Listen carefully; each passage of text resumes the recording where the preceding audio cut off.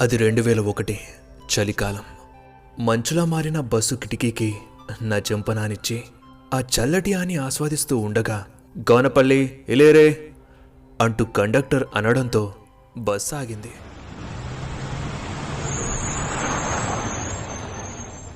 అప్పుడే వచ్చేసిందా అనుకుని బ్యాగ్ భుజాన వేసుకుని బస్ దిగేశాను. నిశబ్ద చీకట్లో ఆ బస్ వెళుతూ వదిలిన పొగను నా చేతులతో తరిమికొట్టి ముందుకు అడుగు వేయగానే బీజాపూర్ క్రాస్ రోడ్ దగ్గర ఉండే మహాలక్ష్మి బేకరీ చెమ్కాయిస్తూ కనిపించింది. లోపల కిష్టయ్య మామ రేడియోలో పాటలు వింటూ ఉన్నాడు. చాలా రోజుల తర్వాత సొంతూరికి వచ్చాక సిగ్గుతో కలగలిసి వచ్చే నవ్వుంటుంది కదా, అదే నవ్వుతో బేకరీ దగ్గరికి పోయి కిష్టయ్య మామను పలకరించాను. నేను ఎప్పుడు ఊరికి వచ్చినా ఏదోటి తెస్తానే ఆశతో ఎదురు చూసే మా తాత కోసం జిలేబీ కారబూందిని పార్సల్ కట్టి బ్యాగ్లో వేసుకున్నా. అప్పటికి సమయం రాత్రి 9 దాటిపోయింది. అలా నడుస్తూ ఊరి పొలిమేర దగ్గరుండే సిద్ధేశ్వర గుడి దగ్గరకు వచ్చాను. కొంతమంది అక్కడ చలిమంట వేసుకుని జానపద కథలు చెప్పుకుంటూ ఉన్నారు. నేను కాసేపు ఆ కథలు వింటూ మంటను కాపుకున్నాను. ఆ తర్వాత సిద్ధయ్యను మనసులో మొక్కేసి ఇంకా దాదాపు 1/2 కిలోమీటర్ దూరంలో ఉండే మా ఊరి వైపు మెల్లిగా కదిలాను. దారి మధ్యలో ఉండే మా ఊరి మాలిపాటెల్ చెరుకు చేను దగ్గరికి రాగానే ఉన్నట్టుండి పెద్దగా గాలి వీచి పంట పొలాలు బలంగా ఊగడం మొదలైంది. నా షర్ట్ని బ్యాగ్ని ఎవరో లాగేసుకుంటున్నట్టు గాల్లో లేస్తున్నాయి. చుట్టేమో చిమ్మ చీకటి, ఊరేమో చాలా దూరం. అందులోను పొలాల్లో ఉండే సమాధులు వద్దన్న గుర్తుకు రావడంతో నాకు మెల్లిగా వణకడం మొదలైంది.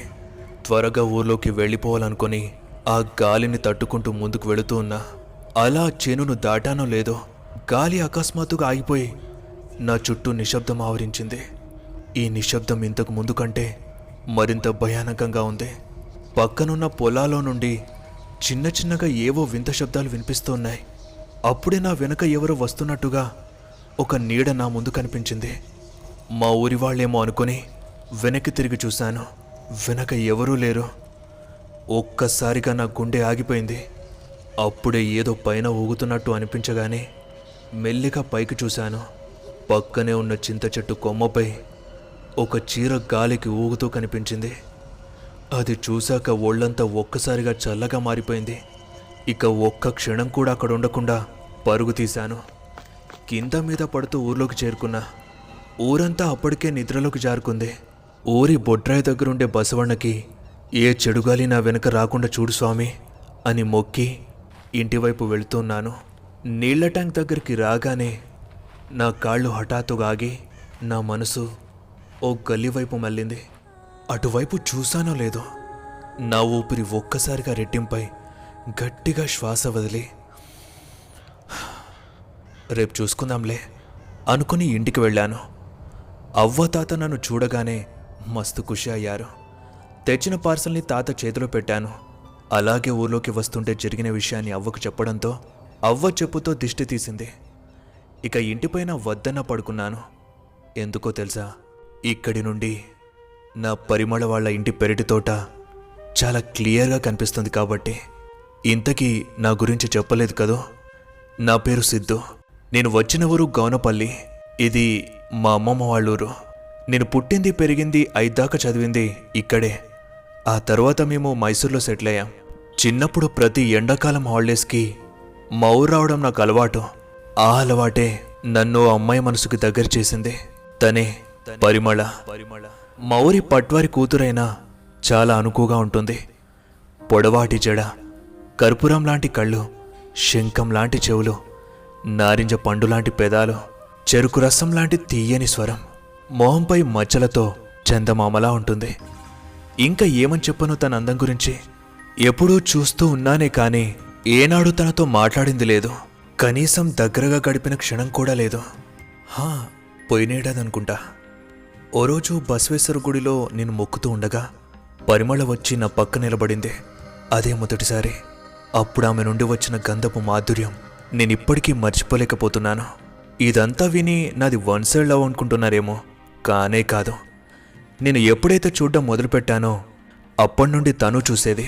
వాళ్ళ ఇంటి దగ్గరలో ఉండే బసవేశ్వర గుడి దగ్గర ఓ పెద్ద వేప చెట్టు కట్ట ఉంటుంది. నా దోస్తులైన శివ, బసవరాజ్తో నేనక్కడే కూర్చుని పులిమేక ఆడేవాళ్ళం. కొంచెం దూరంలోనే నీళ్ళ ట్యాంక్ ఉంటుంది. తనక్కడ నీళ్ళ కోసం వచ్చి కన్నార్పకుండా నన్నే చూసేది. ఇక మా ఊర్లో టీవీ ఉన్న ఏకైక ఇల్లు గోపాల్ స్వామిదే. అందరూ ఆ ఇంటికి వెళ్ళి టీవీ చూసేవాళ్ళం. అప్పుడు కూడా తనొచ్చి టీవీ కంటే నన్నే ఎక్కువగా చూసేది. ఓసారి ఏం జరిగిందంటే, మా ఊర్లోని మంజునాథ కిరాణా షాప్లో నేను కూర్చున్నాను. అప్పుడు పరిమళ వచ్చింది. నన్ను చూసి సిగ్గుతో అడగలేక అలానే నిలబడింది. కనీసం ఈసారైనా మాట్లాడుతుందా అని ఎదురు చూస్తూ ఉన్నా, కానీ నోరే తెరవట్లేదు. నేనే ఆగలేక ఏం కావాలి అని అడిగాను. తను సోన్పాపడి డబ్బా వైపు చేయి చూపించింది. అది తీసి చేతికిచ్చాను. అప్పుడే తాకింది చిన్నగా తన నాజూకైన చల్లని చేయి. ఆ తరువాత తన ఇంటి వెనకాలన్న పెరటి తోటలో పూల కోసం వచ్చినప్పుడు మా ఇంటిపై నుండి చూసేవాణ్ణి. అక్కడే మూగసైగలతో మాట్లాడుకునేవాళ్ళం. పోయినేడాదే చివరిసారిగా ధైర్యం చేసి ప్రేమలేఖ రాసి తనకిమ్మని ఓ చిన్న పాపకిచ్చి పంపించాను.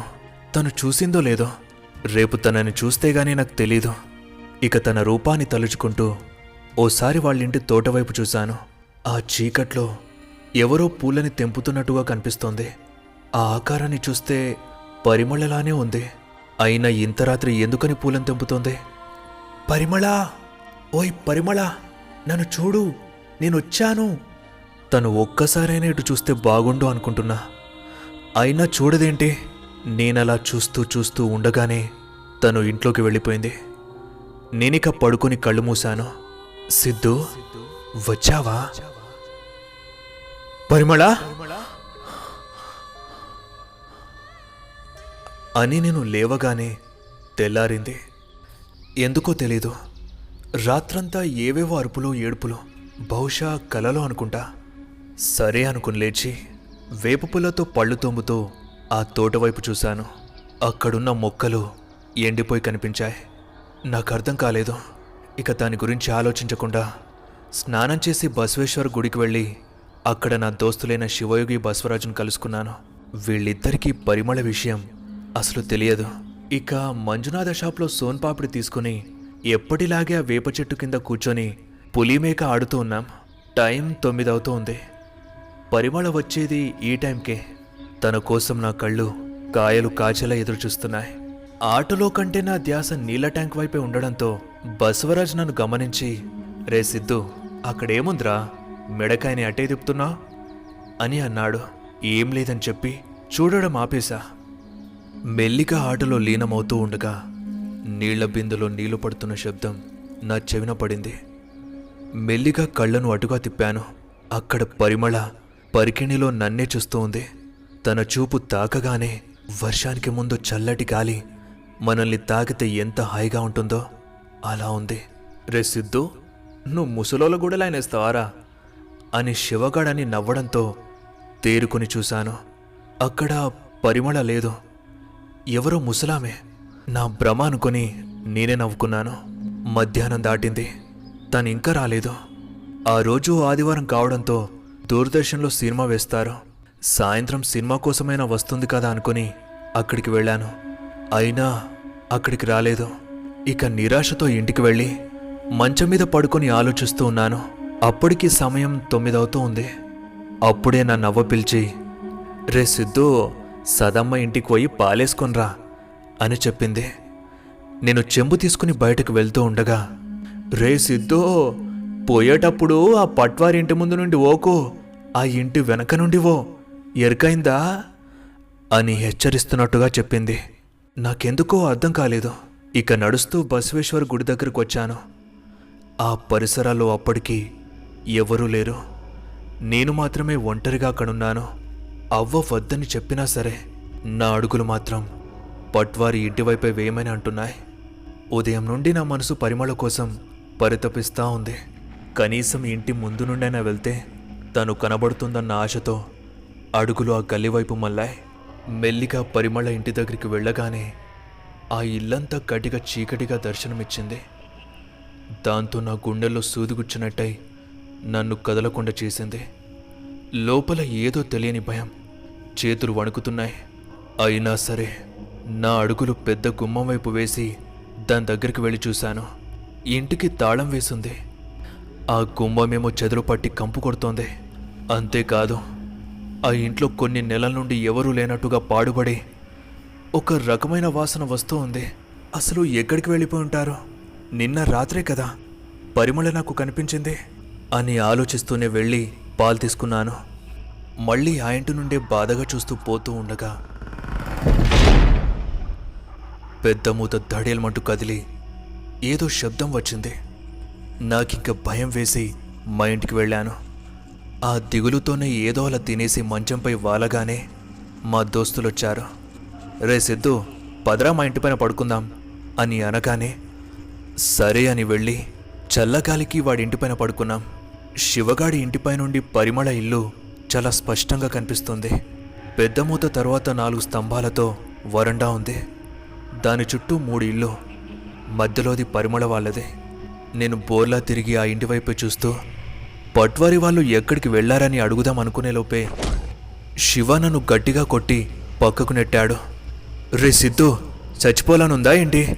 ఆ ఇంటి వైపు ఎందుకు చూస్తున్నావు అని గద్దించగానే ఎందుకురా, ఏమైంది అని అడగగానే నీకు ఆ విషయం తెలియదు కదరా, ఆ పట్వారి ఇల్లిప్పుడు మామూలు ఇల్లు కాదు, దెయ్యాల కొంప అంటూ వాడు చెప్పగానే ఒక్క క్షణం నాకంతా ఏదో అయిపోయింది. అసలేమంటున్నావురా అని మళ్ళీ అడిగాను. నీకు పరిమళ తెలుసు కదా, పట్వారి చిన్న కూతురు, అదే మన బసవరాజుకి చుట్టాలవుతారు. నువ్వు చూసే ఉంటావు. అది పోయినేడాది ఏవంతోనూ లేచిపోయిందిరా, గంతే. అది తెలవగానే పట్వారి అతని పెళ్ళాం పరువు పోయిందని తట్టుకోలేక ఆ ఇంట్లో ఉన్న దూలానికి ఉరేసుకొని చచ్చిపోయారు. వాళ్ళు చచ్చాక కూడా పరిమళ రాలేదు, ఎక్కడుందో తెలియదు.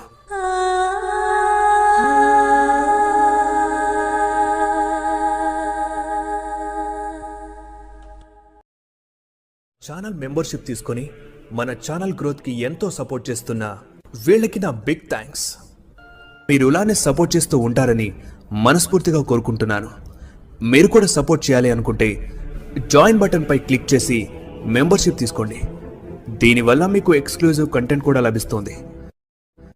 ఒకవేళ మీరు మన ఛానల్ని కొత్తగా విజిట్ చేసినట్లయితే ఇప్పుడే సబ్స్క్రైబ్ చేసి కేసీడబ్ల్యూ మల్టీవర్స్లోకి విచ్చేయండి. ఇక్కడ horror, crime, suspense, thriller, scary science fiction, ancient fantasy, horror, love, emotional, creepy drama ఇంకా మరెన్నో న్యూయెస్ట్ స్టోరీస్తో మిమ్మల్ని సరికొత్త లోకంలోకి తీసుకెళ్తాను. ఇక వెంటనే ఒక లైక్ కొట్టి స్టోరీపై మీ ఒపీనియన్ని కామెంట్లో చెప్పండి. మన దెయ్యాల కమ్యూనిటీని కాపాడాలి అంటే వెంటనే స్టోరీని మీ ఫ్రెండ్స్కి షేర్ చేసి సబ్స్క్రైబ్ చేసుకోమని చెప్పండి. ఇప్పుడు ఈ స్టోరీని యూట్యూబ్లోనే కాదు, Spotify, Wynk music, Apple podcast, Google podcast, Jio Saavn, గానాలో కూడా వినండి. మరిన్ని అప్డేట్స్ మరియు షార్ట్ స్టోరీస్ కోసం మన ఇన్స్టాగ్రామ్ పేజ్ని ఫాలో అయిపోండి. లింక్ డిస్క్రిప్షన్లో ఉంది.